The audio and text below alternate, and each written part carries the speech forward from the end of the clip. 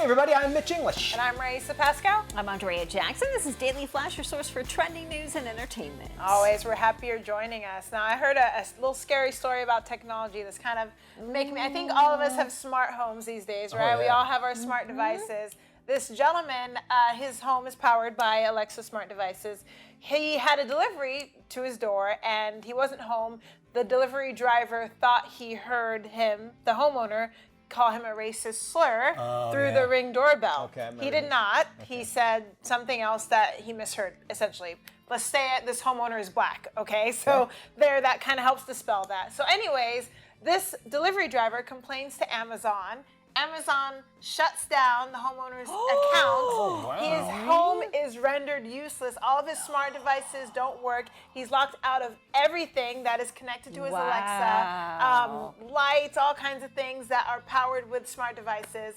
He has to reach out to them. It took several business days for them to finally turn it back on, and they did so as punishment because of the accusation of him being a racist. An accusation? Yes, but how secure does that make you feel to know that you have all this technology? Not at all. And it can just be shut down because they decide like, oh, I don't like what you said there, so it could be for no anything. AC for you. But I wonder, and they couldn't come out and say, yeah, you did say it because we heard you say it because we've been listening to you. Yeah,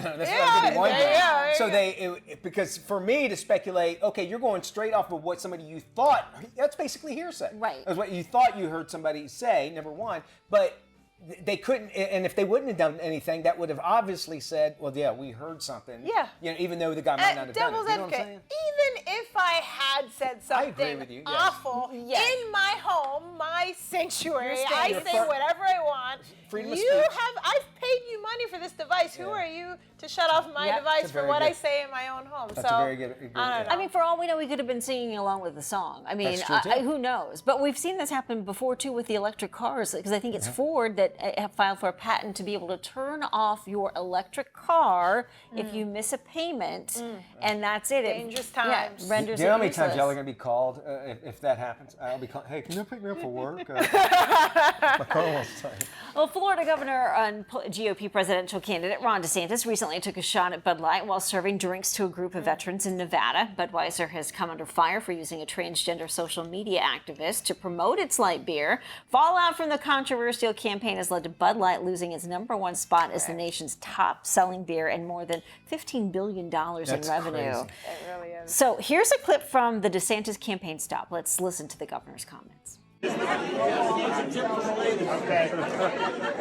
so you know, I'll serve you anything except Bud Light. Hey, he got some laughs. Yeah, and he knows his audience, you know. Well, which says a lot about what people are saying about Bud Light. It's like Which they did not know their They didn't know their audience. And and I think there's a lot of I grew up with I'm a redneck, and everybody was talking. They drink Bud Light. They drink it all the time.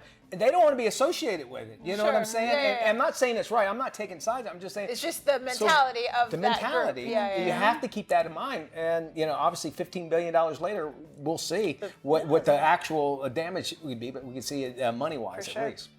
Well, a newly single woman lost her entire 401k to a man she met on Tinder. The agency tasked with investigating this latest scam is calling it pig butchering. Rebecca Holloway, a freelance marketing executive who once worked on Wall Street, was immediately drawn to Fred after receiving messages which made him unlike the others she met. So when Silicon Valley Bank collapsed, Fred said there was money to be made. He convinced the 42-year-old to give him $1,000 to invest. Then, after falsifying reports with massive earnings, the fraudster was able to convince Rebecca to invest more than $100,000. Jeez. Experts say to always remember these 3 things when dealing with anyone you meet online. They don't deserve your trust, you owe them nothing, and above all, if someone asks for money, it's 100 million% a scam.